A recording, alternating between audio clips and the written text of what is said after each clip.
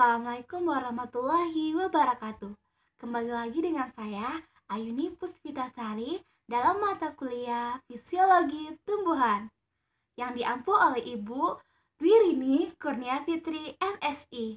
Kali ini kita akan membahas topik minggu lalu, yaitu tentang hubungan tumbuhan dengan air, di mana pada minggu lalu kita telah membahas 4 subtopik, yaitu tentang difusi, osmosis, potensial air, dan potensial osmotik. Di mana kita bahas sedikit dulu tentang materi minggu lalu. Yang pertama yaitu difusi.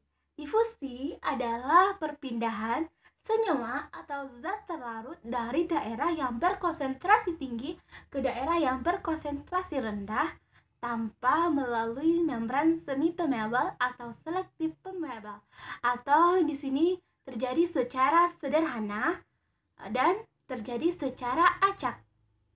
Yang kedua yaitu osmosis. Osmosis adalah perpindahan zat pelarut atau air dari daerah yang berkonsentrasi tinggi ke daerah yang berkonsentrasi rendah melalui membran semi permeabel atau selektif permeabel dan terjadi secara merata. Yang ketiga yaitu potensial air. Potensial air adalah energi bebas yang dimiliki oleh suatu cairan atau zat terlarut yang dapat mempengaruhi perpindahan air dari satu tempat ke tempat lainnya. Yang keempat adalah potensial osmotik. Potensial osmotik adalah besarnya senyawa kimia air yang dipengaruhi oleh zat terlarut yang bersifat negatif, di mana cenderung melalui membran semi permeabel dari air murni menuju ke air yang memiliki atau mengandung zat terlarut.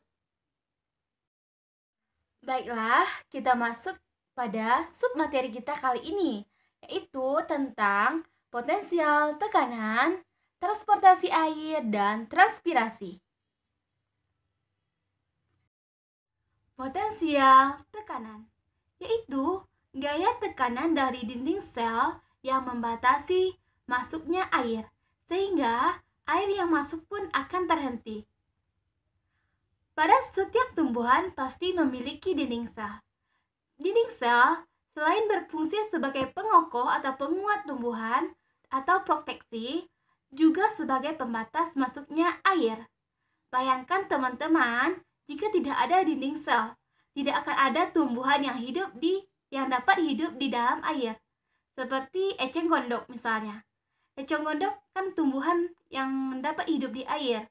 Jika tidak ada sel tumbuhan, maka eceng gondok akan layu lalu mati atau tidak akan dapat hidup di dalam air. Jadi, dinding sel inilah yang berfungsi sebagai tempat pembatasan masuknya jumlah air ke dalam sel. Selanjutnya yaitu transportasi air atau pengangkutan air. Terbagi atas dua, yaitu transportasi ekstravaskular dan transportasi intravaskular. Yang pertama kita bahas dulu tentang transportasi intravaskular. Transportasi intravaskular yaitu transportasi air dan mineral yang terjadi di pembuluh atau melalui pembuluh angkut yang berasal dari akar ke daun, yaitu air dan mineral dari akar akan dibawa melalui jaringan silam ke batang, lalu batang akan membawa air dan mineral tersebut ke tulang daun, dan tulang daun akan membawa air dan mineral ke ujung urat daun, dan di sana terdapat jaringan palisade atau bunga karang, di mana di sanalah terjadinya penguapan di stomata atau proses fotosintesis, dan hasil dari pemasakan atau fotosintesis tersebut akan disalurkan melalui jaringan pembuluh floem atau jaringan pengangkut floem ke seluruh tubuh tumbuhan. Yang kedua yaitu transportasi ekstravaskular. Transportasi ekstravaskular ini terjadi di luar jaringan pembuluh angkut, yaitu dari tanah menuju ke akar, di mana Unsur hara dan mineral yang ada di tanah akan berdifusi melalui rambut akar, lalu menuju ke sel epidermis, lalu sel epidermis membawa unsur hara tersebut ke korteks, lalu korteks menuju ke endodermis, dan di endodermis menuju ke silinder pusat. Pada tumbuhan yang selnya jaringannya masih muda, maka unsur hara yang berada di silinder pusat tersebut akan langsung dibawa ke jaringan silam. Namun, pada tumbuhan yang telah tua, unsur hara yang berada di silinder pusat tersebut harus melalui floem dulu, baru ke pembuluh, dan baru ke silam, dan baru bisa diangkut ke batang menuju daun. Transportasi ekstravaskuler memiliki dua mekanisme, yaitu pengangkutan secara simplas dan pengangkutan secara apoplas. Di mana pengangkutan secara simplas ini yaitu pengangkutan air dan garam mineral melalui sitoplasma. Sistem pengangkutan ini menyebabkan air dapat mencapai bagian silinder pusat, di mana lintasan aliran air pada pengangkutan simplas adalah sel-sel bulu akar menuju ke sel-sel korteks, endodermis, perisikal, dan menuju ke silam. Dan dari sinilah air dan garam mineral siap diangkut dari akar menuju ke batang lalu ke daun. Selanjutnya yaitu pengangkutan secara apoplas, di mana transportasi secara apoplas adalah pengangkutan air dan garam mineral tanpa melalui sitoplasma, melainkan melalui ruang-ruang antar sel-sel tumbuhan, di mana air yang telah masuk melalui difusi, selanjutnya aliran air secara apoplas tidak terus mencapai silam karena terhalang oleh lapisan endodermis yang memiliki penebalan dinding sel, yaitu siberin dan lignin, yang kita kenal dengan pita kaspari. Dan dengan demikian, pengangkutan air secara apoplas pada bagian korteks dan stele menjadi terpisah. Yang terakhir yang akan kita bahas yaitu tentang transpirasi.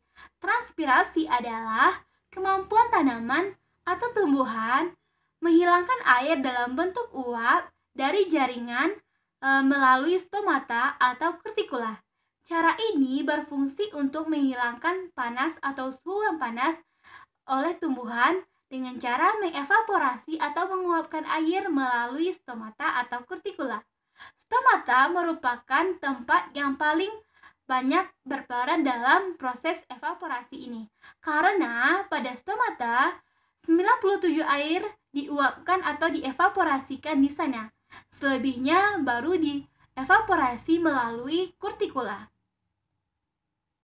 Faktor-faktor yang mempengaruhi transpirasi terdiri atas faktor internal dan faktor eksternal. Faktor internal yaitu faktor yang berasal dari tumbuhan tersebut, seperti penutupan stomata, di mana jika semakin besar stomata membuka, maka akan semakin besar pula evaporasi yang terjadi. Sebaliknya, jika semakin menutup stomata, maka evaporasi akan semakin kecil. Yang kedua yaitu penutupan dan penggulungan daun, yaitu jika semakin menggulung daun, maka evaporasi akan semakin kecil. Begitu pula sebaliknya, jika daun sedikit menggulung atau melipatnya, maka evaporasi akan semakin besar terjadinya. Dan yang ketiga yaitu kedalaman dan proliferasi akar. Jika akar semakin dalam, maka air yang ada akan semakin banyak diserap dan evaporasi pun akan semakin sedikit. Selain faktor internal, faktor eksternal juga mempengaruhi terjadinya transpirasi. Seperti yang pertama yaitu suhu. Jika suhu semakin tinggi, maka evaporasi akan semakin tinggi atau semakin besar. Karena suhulah yang mempengaruhi terjadinya transpirasi terhadap tumbuhan. Karena dengan adanya suhu yang tinggi, maka tumbuhan akan mempertahankan dirinya dengan cara menguapkan air melalui stomata untuk menghilangkan panas yang tinggi atau suhu yang tinggi. Yang kedua yaitu adanya kelembapan. Dan yang ketiga adanya cahaya matahari. Yang keempat yaitu angin. Yang kelima yaitu ada faktor dari air tanah. Baiklah, itulah tadi paparan tentang transpirasi. kasih. Baiklah teman-teman, itulah paparan materi kita pada kesempatan kali ini, yaitu hubungan air dan tumbuhan. Dan semoga video ini bermanfaat ya. Baiklah, sampai jumpa pada mata kuliah Fisiologi Tumbuhan berikutnya. Assalamualaikum warahmatullahi wabarakatuh.